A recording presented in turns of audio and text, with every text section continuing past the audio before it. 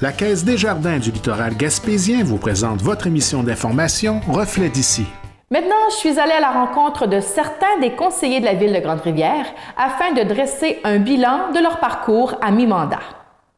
Eh bien, comme prévu, je suis à la Ville de Grande-Rivière en présence de deux conseillers, même conseillères. Alors, j'ai Valérie Langelier du district numéro 1 et Lucie Nicolas, district numéro 4. Bonsoir, les femmes. Bonsoir.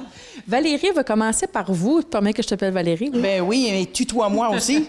Valérie, le district 1, pour expliquer aux gens peut-être qui sont moins familiers avec ça, c'est quel secteur? Ça commence après comme le banc de Pabot, district du Cinéparc, jusqu'à la rivière Aouat, qu'on appelle. Oui. Communément, tout le monde appelle ça comme ça. Parfait. Ça se termine là. Et toi, Lucie, ton district numéro 4, peux-tu situer un peu les gens? Certainement. Je pourrais dire c'est au village. Okay. C'est-à-dire, on part de l'église jusqu'au pont et les rues derrière. Okay. Bellefeuille, La Source, Hôtel de Ville et Carrefour. Là, on est en duo ce soir pour nous parler un peu de votre expérience, comment ça se passe jusqu'à maintenant à mi-mandat. Parce que vous partagez certains dossiers ensemble. Pouvez-vous dire quel dossier vous travaillez en commun? On travaille MADA et politique familiale parce que ça se touche beaucoup, les deux. Puis on parle beaucoup d'aujourd'hui des loyers intergénérationnels, donc c'est deux qui se touchent. Puis on est à l'OMH aussi, tous les deux. Et présentement, on travaille la politique familiale. C'est un dossier qui s'échelonne sur plusieurs mois et plusieurs années, là, parce que c'est très délicat, là. Et puis, ça avance très, très bien. Il n'y en avait pas, là. C'est tout nouveau, la politique familiale. Non, ça existait, mais il faut dire qu'il y avait comme des comités qui s'est dissous avec les années. Puis on a attrapé ça au vol. Puis il faut dire, par exemple, une mention spéciale à Monique Doucet qui nous aide énormément. Énormément. Sans elle, là... puis là, on est sur le point, dans un mois, on va avoir le nouveau comité. Fait que là, on a travaillé ça ensemble, les trois. Puis là, on est prêt à avoir un comité. Puis là, ça va commencer à bouger dès là, décembre, là. OK. Ça engendre quoi pour une politique familiale, pour les... Bien, comme Lucie, ton idée pour le sport, là? Oui, moi, je veux implanter un comptoir de sport. C'est-à-dire des articles de sport que le monde veut se départir, on va les prêter à d'autres. Comme dans un principe de joujoutèque, de bibliothèque, mais pour les articles de sport. Ça. Exactement. Oui. Intéressant. Oui, s'il y a du patin libre, les gens vont pouvoir venir emprunter, mais les remettre soit en laissant en gage une carte ou un prêt d'argent, mais on va lui remettre à la sortie. Okay. Là, on est à mi-mandat. Comment ça se passe jusqu'à maintenant?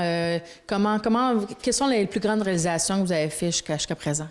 Moi, pour la politique familiale, j'ai travaillé sur une subvention pour les couches lavables. On avait eu des demandes et puis j'ai travaillé et les mamans peuvent avoir 120 $ avec plusieurs preuves, là, pour acheter des couches lavables. Intéressant. Et encore en politique familiale, pour les taxes foncières, pour les maisons intergénérationnelles, on a un crédit de taxe. Okay. Mais on a modifié un règlement. Parce qu'il y avait déjà un règlement qui consistait les frères, sœurs, les enfants. Mais là, on a rajouté des gens qui peuvent faire partie des critères pour avoir un crédit de taxe. Alors, ces informations-là sont disponibles à la Ville? Oui, et sur notre site web. Intéressant. Oui. Et vous, ma chère Valérie? Bien, je fais aussi partie du comité d'embellissement, qui était tout nouveau, qui n'avait jamais existé. Okay. Puis quand on a commencé, on faisait penser à des poules pas de tête. On savait plus ce qu'on allait avec ça, là. Mais là, on s'est pris... puis on a travaillé pour des nouvelles enseignes pour la ville qui vont être à l'entrée ouest et à l'entrée est. Il y en a une qui est en train de se faire travailler présentement. Puis on a fait aussi des bacs... on appelait ça... oui, des petits jardins qu'on a mis en arrière de l'OMH et aussi à la rive. Ça a eu un franc succès, les personnes âgées, mais ça fait partie de MADA et de comité d'embellissement en même temps. Okay. Vu que j'ai deux chapeaux, fait que c'est ça. Puis ça va revenir comme à chaque année parce que ça a eu vraiment du succès. Les personnes âgées Ils ont adoré ça. Puis au niveau de l'hébergement, justement, est-ce que les demandes, vous travaillez là-dessus un peu? Est-ce qu'il y a d'autres choses qui vont s'en venir? À l'OMH, hein? Oui, Il y a 12 logements. nous avons un projet pour 12 nouveaux logements qui va être annexé à la rive. Mais c'est embryonnaire. On travaille là-dessus. Mais oui, c'est positif. C'est positif. Oui, oui. Oui. Ben, parfait, Dynamique.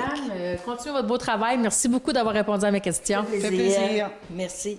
Monsieur Bonreau, bonjour. Bonjour, ça va Ben, bien? bonsoir plutôt. Oui, c'est ça, On bonsoir. est à quelques instants du prochain conseil de ville. Christian, tu as le district numéro 2. Peux-tu nous dire c'est quelle partie de la ville, ça? C'est la 132 à partir du Jérôme-Tête, aller jusqu'au ruisseau Aouat. La partie, la route d'Épinel, puis la partie des 14, du rang 14, sur le côté gauche. Premier mandat.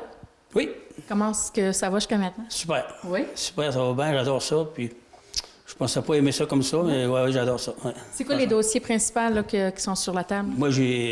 Pour moi, Oui. moi c'est l'urbanisme. OK. J'ai l'urbanisme et je m'occupe avec le Club Optimiste, en collaboration avec le Club Optimiste pour les jeunes. On a descendu la glissade. L'année passée, la patinoire aussi, qu'on a montée. Le maire m'avait donné ce dossier-là, ça fait que on a réalisé ça. C'était pas le fun. Puis j'adore ça, puis c'était numéro 1. Aussi, je suis président de la fermeture de l'ancien dépotoir. Oui. Où est-ce qu'on va porter les vidanges aujourd'hui? Oui. Mais en arrière de ça, vous savez, c'est sur-dessus de la côte. OK. Bien, ça, c'est fermé, on ne peut plus aller là. Mais là, il faut remplir ça, puis mettre ça au gazon. Oh non. Puis normalement, on était censé le faire cette année, Oui. mais on n'a pas fait par rapport que Ken a dit qu'on aurait eu probablement une subvention pour nous aider. Puis ça se fait entre la ville de Chandler, Grande-Rivière, puis Sainte-Thérèse. Puis on partage les coûts. Puis selon la population, ben c'est sûr que Chandler un petit peu va payer un peu plus, puis ça va comme ça. Fait que là, mi-mandat, on est content, on est fiers, on est bien assis. Oui, Oui. et ça va bien. Puis là, ben, soir, je vais être élu pro-maire, supposément. Oh. Oui, parce qu'au mois de novembre, on change. OK. Parce que vous savez qu'on est 6 conseillers, Oui. puis il y a 48 mois.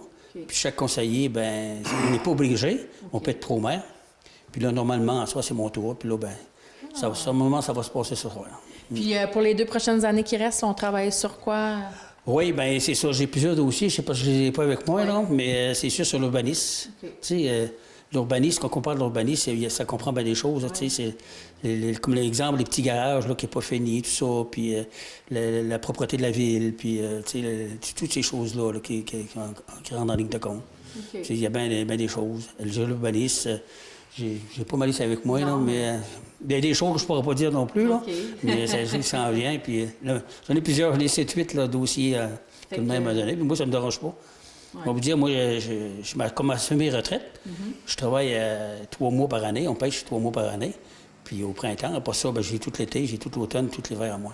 Fait que, Fait que j'ai du temps, puis j'aime ça, puis... un conseiller impliqué, ça demande à peu près combien d'heures quand même quand on s'implique à fond? Moi, tous les jours, je viens à l'hôtel de ville, puis à l'hôtel de ville, je vois l'aréna. Puis s'il y a de quoi que je peux donner un coup de main, peu importe dans quoi, puis soit à l'aréna, que des games de hockey, tout ça, puis avec Philippe l'été, tout ça, il n'y a pas de problème, j'ai aidé. Puis si t'es à la ville, c'est pareil, ils ont besoin de moi. Alors, un conseiller impliqué. Oui, c'est ça. On aime ça. C'est ça. Et merci, M. J'adore Moreau. ça. OK, merci bien. Bonsoir tout le monde. Merci. Maintenant, en présence de Léopold Briand, du conseiller du district numéro 3. Bonsoir. Bonsoir Maryse. District numéro 3, situez-moi un peu. Ben, le district numéro 3, ça fait partie de Grande-Rivière-Ouest. Ça se situe entre la rue du Moulin, la rue de l'Horizon et la rue des Pionniers. Il était responsable du projet de le prolongement de l'aqueduc Isegou pour la partie Grande-Rivière-Ouest. Puis, en ce moment, le projet est déposé au niveau fédéral dans le projet FIMO. Mais avant d'être présenté là, il était présenté aussi dans le projet Primo au provincial. Ça fait que ce projet-là est accepté à 76 %. Puis, en gros, on pourrait dire, ben c'est toujours beaucoup parce que les modalités étaient très bonnes.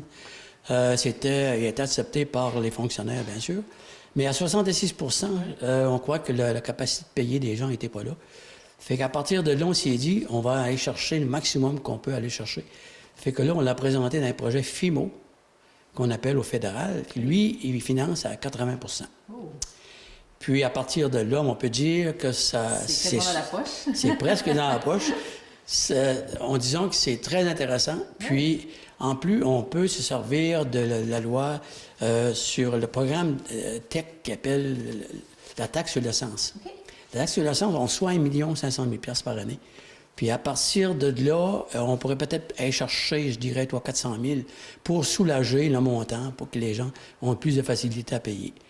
Puis on a su dernièrement qu'au lieu de monter le programme pour 20 ans, bien, le programme, on peut le monter pour 30 ans, même on peut le financer pour une période de 30 ans ou même aller à 40 ans. Okay. Alors, ça va amortir vraiment... On ne verra pas ça passer. Entièrement raison. On pourrait voir les travaux commencer dès ce printemps? Bien, normalement, tout se dirige pour ça. Okay. Les modalités sont les mêmes qui étaient acceptées au provincial. Là, on est rendu au fédéral. C'est sensiblement la même chose. Ça veut dire qu'au printemps, on pourrait... même si... J'aimerais juste dire à tout le monde que soyez patient un peu parce qu'on est très, très proche. On est très proche d'avoir notre projet qui, je dirais, fait des années que le monde veut l'avoir, tu sais. Oui. Puis, alors, c'est pas un luxe, là, c'est un besoin, vraiment un besoin. Parce qu'au niveau de l'eau est contaminée, surtout sur la rue du Moulin, toutes les puisards sont défoncés. Je te dirais qu'il n'y a plus rien là, qui fonctionne là. Puis, pour avoir le droit, pour être conforme avec le ministère des Affaires municipales, bien, il faut avoir un terrain de 200 par 100, puis qui fait à peu près 30 000 pieds carrés. Fait que là, sur cette rue du Moulin-là, il n'y a pas un terrain qui se conforme. Ça veut dire que là, on est mal pris. Si à un moment donné, il y a un puisard qui manque ou qui brise ou qui défonce, quelque chose qui arrive avec un problème avec un puisard, bien là, on fait quoi? On n'a pas le droit de faire une fosse septique parce qu'il manque d'espace. Et le ministère des Affaires municipales demande 30 000 pieds carrés, un terrain de 200 par 100. C'est ce problème-là qui fait que nous, bien là, on a avancé avec ce projet-là, puis on a des chances de là, Vous devez être fiers quand même que c'est vous qui allez être sur ce projet-là. Vous allez voir la réalisation. Bien, disons que tu poses vraiment une belle question parce que au tout début de mon mandat, je pensais même pas me présenter comme conseiller. J'avais su que notre maire actuel, M. Gino Cyr, se présentait. Puis je voyais en lui qu'il y a des capacités qu'on pouvait travailler ensemble. Fait qu'après l'avoir rencontré, j'irais un matin à l'âge d'or à Amitié, au déjeuner à l'âge d'or à Amitié une fois par mois. Fait qu'on s'est parlé, puis on s'est dit, ben garde, il m'a dit, Gino, garde Léopold, il dit, garde, moi, là, si je rentre, je te mets responsable du projet. Par la suite, si on veut continuer un petit bout, les gens m'ont contacté, puis le téléphone s'est mis à sonner. À un moment donné, j'ai parti comme la rumeur que je voulais me présenter. Mais là, il y a des gens qui m'appelaient et qui me disaient, ben là, ouais, on va travailler pour toi. Des appuis. J'ai eu beaucoup d'appuis, c'est ça qui m'a forcé que je me présentais. Puis là, ben, on est à 4 sur les rangs, puis j'ai été élu. C'est merveilleux. C'est une belle vague. Belle vague. Fait qu'à mi-mandat comme ça, donc, vous êtes quand même fiers, vous êtes bien assis, puis là, ça va de l'avant. Oui, ça va très bien. Ça va très bien. Même en passant, là, j'aimerais féliciter notre directeur général. Il a travaillé très fort là-dessus. Ken Moreau a fait un très, très bel job. Monsieur Gino aussi, le mec qui m'a supporté en tout temps. Puis les Chauvin qui est à côté de moi, là, regarde. Là. Oui, ils ont une très belle équipe. Moi, je suis fier. Aujourd'hui, là, ce qu'on a accompli puis ce qu'on a fait aujourd'hui, moi, je suis très fier de ça. Puis je suis vraiment heureux là, de faire partie de cette politique-là présentement.